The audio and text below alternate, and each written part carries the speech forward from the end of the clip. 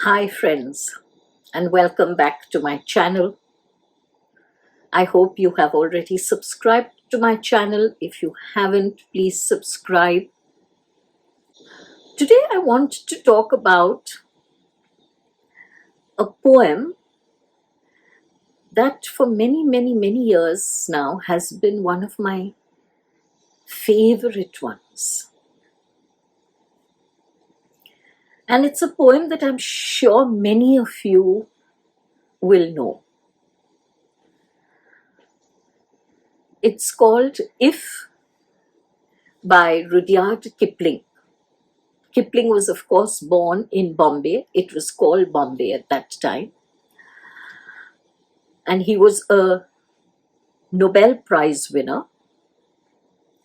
And he wrote this poem, If, for his son, to inspire him, to kind of make him learn what it is to be a leader, what it is to be a true, genuine human being. So I'd love to read out the poem to you first, and then let's talk about it.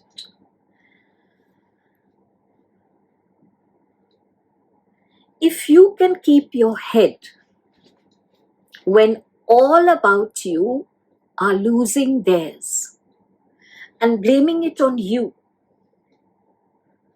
if you can trust yourself when all men doubt you, but make allowance for their doubting too, if you can wait and not be tired by waiting or being lied about, not deal in lies, or being hated, don't give way to hating. And yet, don't look too good nor talk too wise. If you can dream, but not make dreams your master, if you can think and not make thoughts your aim, if you can meet with triumph and disaster and treat both these impostors just the same, if you can bear to hear the truth that you have spoken twisted by knaves to make a trap for fools, or watch the things you gave your life to broken, and stoop and build them up with worn out tools, if you can make one heap of all your winnings and risk it on one turn of pitch and toss, and lose and start again at your beginnings,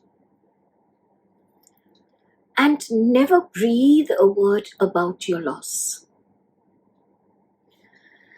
if you can force your heart and nerve and sinew to serve your turn long after they are gone, and so hold on when there is nothing in you except the will which says to them, hold on.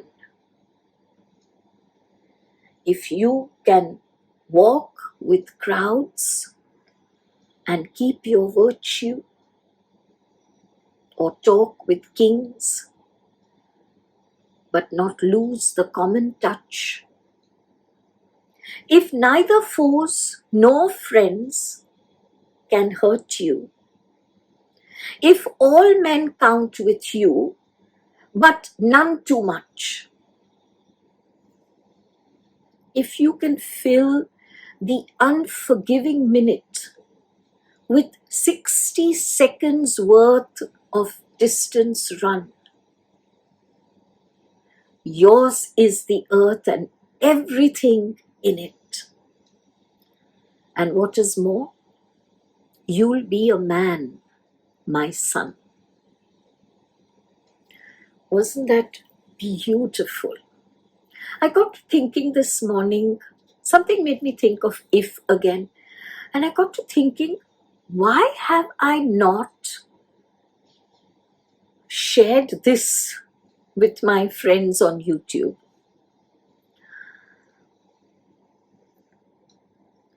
So I'd like to discuss this with you because I think it is one of the most inspiring, one of the most motivating poems that could have been written.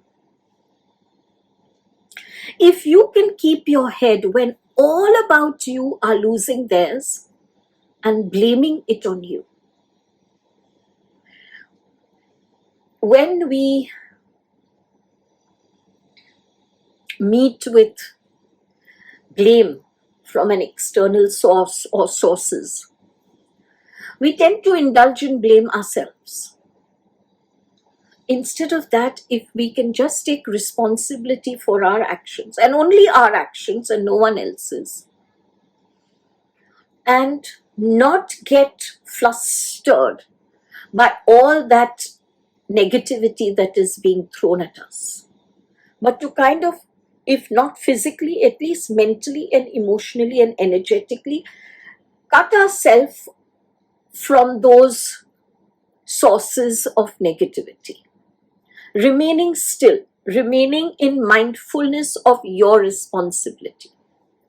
If you can trust yourself when all men doubt you, but make allowance for their doubting too. So let's not get bothered, let's not get agitated, let's not get upset by someone who doesn't trust us, by someone who is suspicious of us, by someone who does not feel that, we are being honest. It's okay. It's their perception.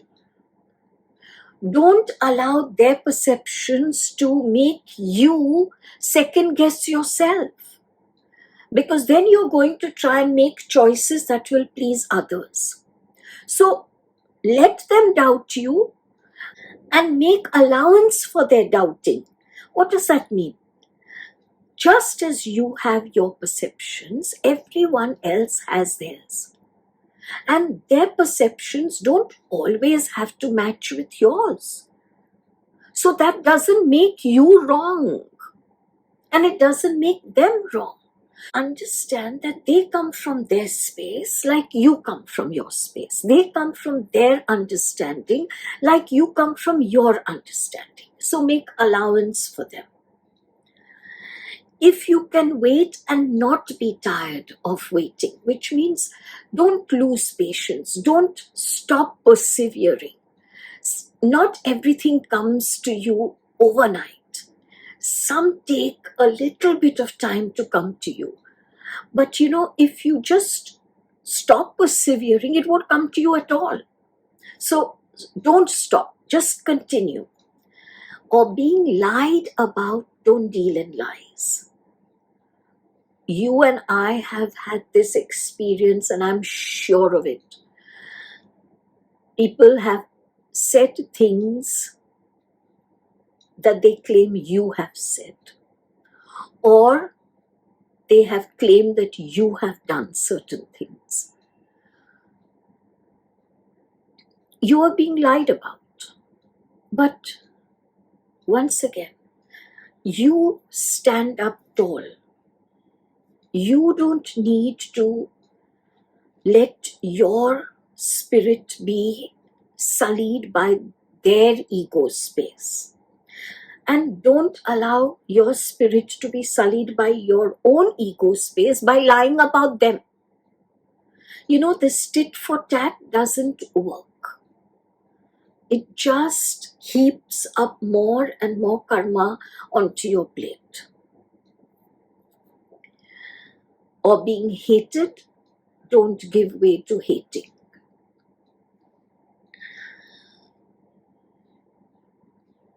Jealousy envy, hatred are all part of the human panorama.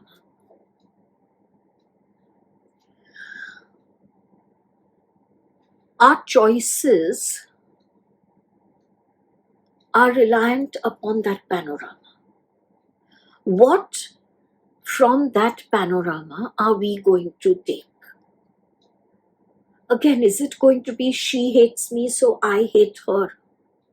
Because if that's the case, then you look around at our world today, and so many parts of our world are in so much conflict because of this. I hate you, you hate me.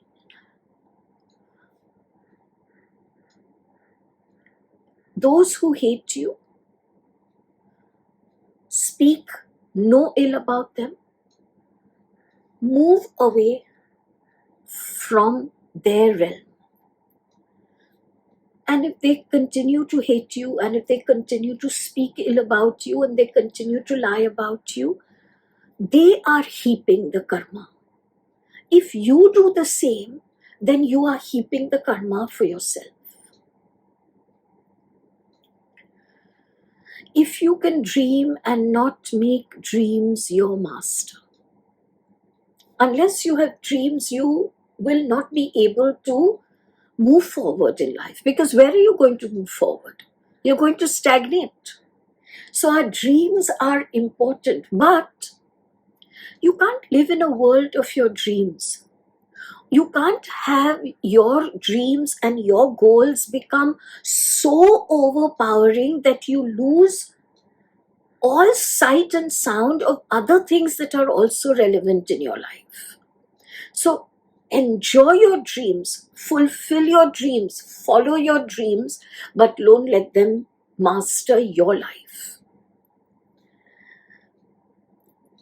If you can meet with triumph and disaster and treat both these imposters just the same. They are imposters, they're not real. The Bhagavad Gita teaches this to us over and over and over again. Success and failure is just what we consider it to be. These are illusions. And if you get so thrilled with triumph and so depressed about disaster, your life will be in a constant roller coaster mode. And that is such an unhealthy way to live, because eventually at some time or the other, you are going to meet with some kind of physical illness or sickness. So be happy about your triumph, enjoy it, but don't let yourself believe, oh gosh, now I am invincible. And don't allow disaster to make you feel that you are the world's greatest loser. You're neither. You're not invincible and you're not a loser. When there is disaster, look at what you've done and where you went wrong, and hey, say, okay, I've understood that now, I've learned my lesson, let's move on, let's try it again. And when there is triumph, say, wow, well done, now what more can I do? Where can I go? How can I share the fruits of this triumph with others?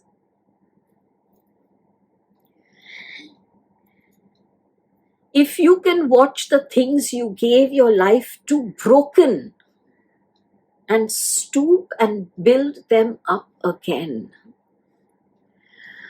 Sometimes we work so hard to reach a particular goal, to reach a destination, and then just when we feel we're at the threshold, something goes awry and it all crumbles around us. And so many of us give up at that point. And Kipling is saying, don't give up. Bend down, pick up the pieces. Yes, you may be tired. Yes, you may initially feel a little beaten, a little defeated. but pick up those pieces. Have faith, have hope, and build again. Don't stop building. Don't give up on yourself. Faith and hope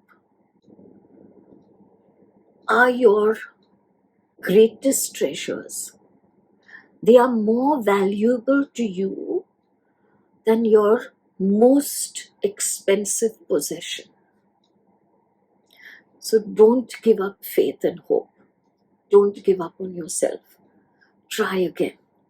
It is very difficult, I know, but try again.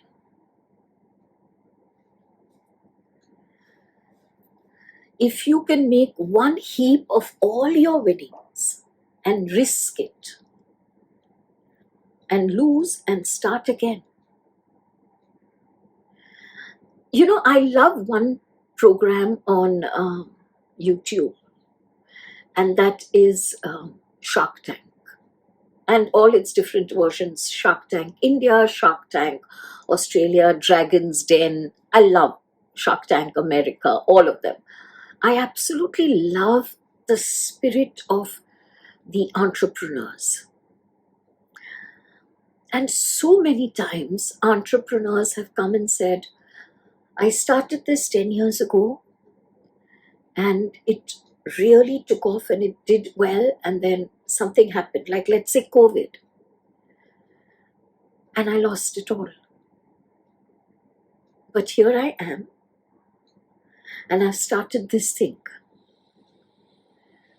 And I just find this so inspiring, to take that risk, to know that it is risky. Business is a game of risk. And if you live your life with over-cautiousness, I'm not asking you to be foolish and put yourself into the lion's den or to stand out in the middle of the road with oncoming traffic. Of course not. That's foolish. But this kind of sense of risk is where you know that, yes, there is a chance I might lose it all. But you can still have that faith in yourself, in your abilities, in your capabilities, and the universe answers that.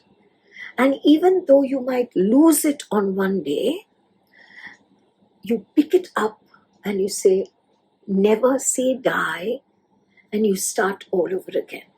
And that's grit, and that's determination, and that's courage, and that's power.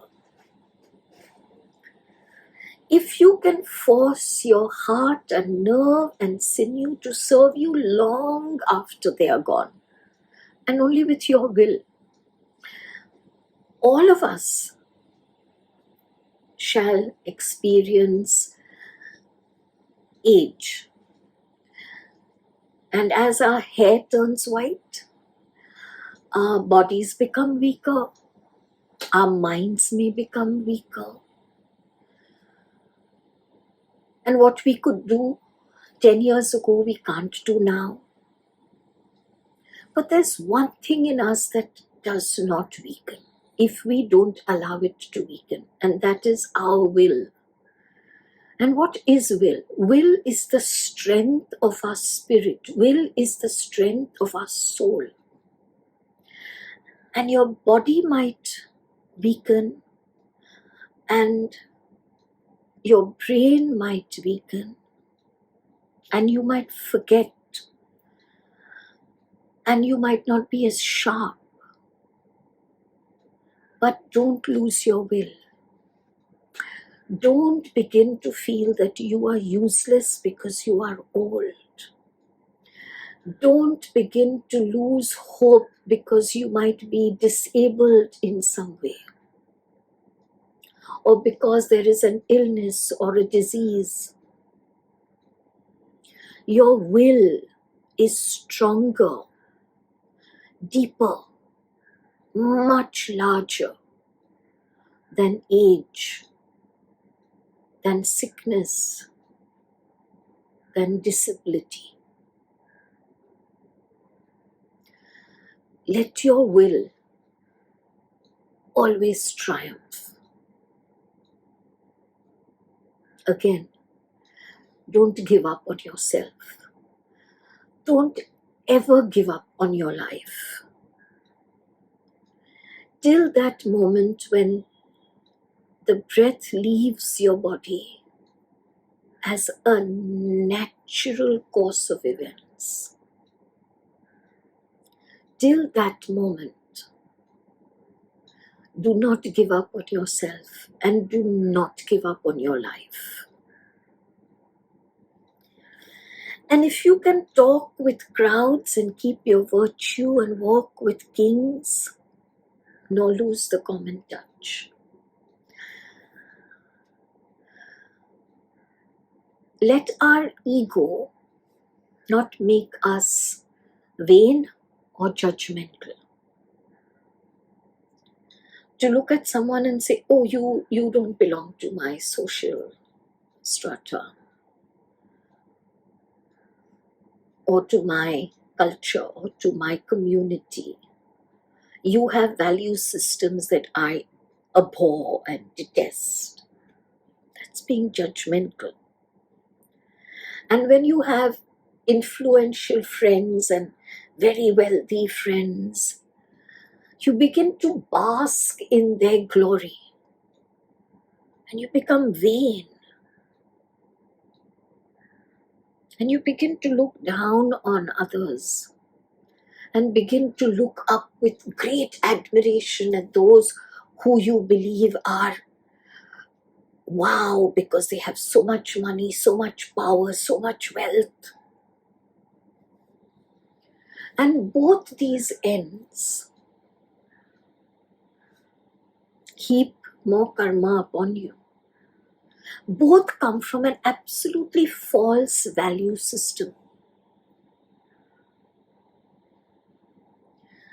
To judge someone, to be vain, both come from a space of very little or no self-honor. When you know who you are, when you honor who you are, you will embrace everyone as your equals. No one's higher, no one's lower.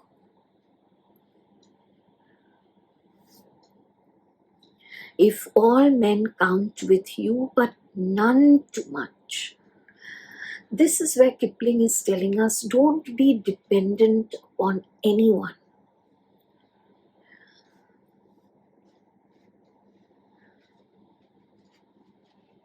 If anyone counts so much in your life because they make you feel loved, because they make you feel secure, because they make you feel safe, because they are looking after you, they are providing for you, that's a hugely unhealthy hold that you have allowed them to have over you.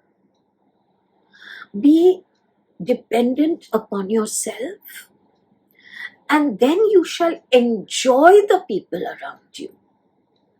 We all depend on each other, yes, for different things, of course, and that is healthy because no man is an island. But when one person or more than one person becomes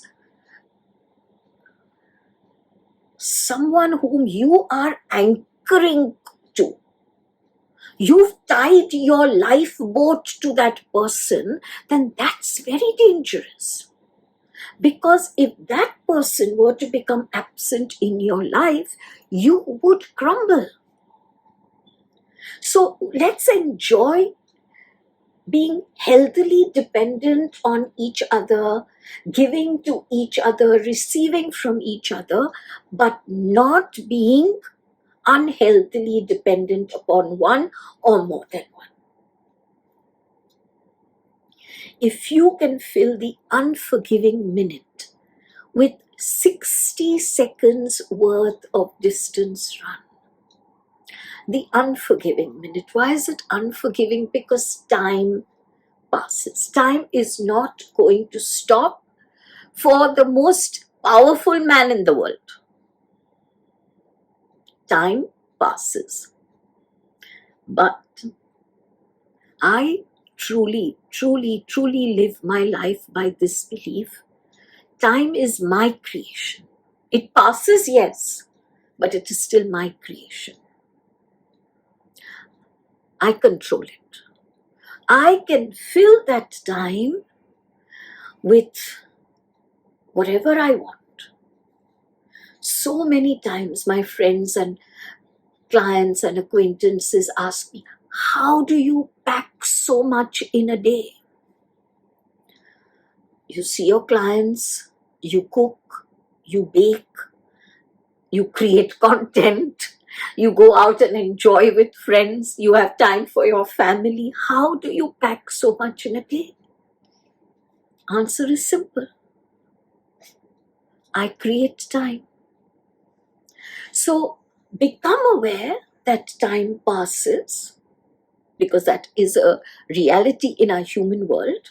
It's not a cosmic reality. It's a reality in our human world. But when you live in full connection, or as full a connection as we can manage, you live in that connection with your spirit, you will fill that 1 minute with a full 60 seconds. And don't fret about what will happen tomorrow and, oh God, I didn't do that yesterday. When yesterday is gone, please leave it gone. Tomorrow has not come. Why are you wasting this 60 seconds on something that hasn't even come? Doesn't make sense. Enjoy this minute. Be mindful of it. Whatever it is that you're doing, make that a meditation. I keep telling this to people. Meditation is not about sitting for an hour and chanting, or no. Enjoy doing that. If that's what you enjoy, please continue doing that. It is quite powerful in itself. But true meditation is being mindful of every moment. So if I am baking, then I am mindful of that baking. My energies are with that. My focus is on that. When I am with you, I am with you. When I'm out with my friends having a great time, I am not thinking of you, then I'm thinking of them. So every activity must be full and complete and not filled with fretting where I am neither here nor there.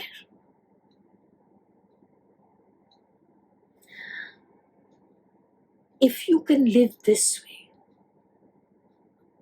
then yours is the earth and everything that is in it. This universe is present for you. The universe conspires to ensure that you are fulfilled, that your goals are met, that your intentions are 100% fulfilled. But the universe may conspire that, maybe in readiness and waiting for that. But if you don't give the universe that command, if you tell the universe, give me only a little,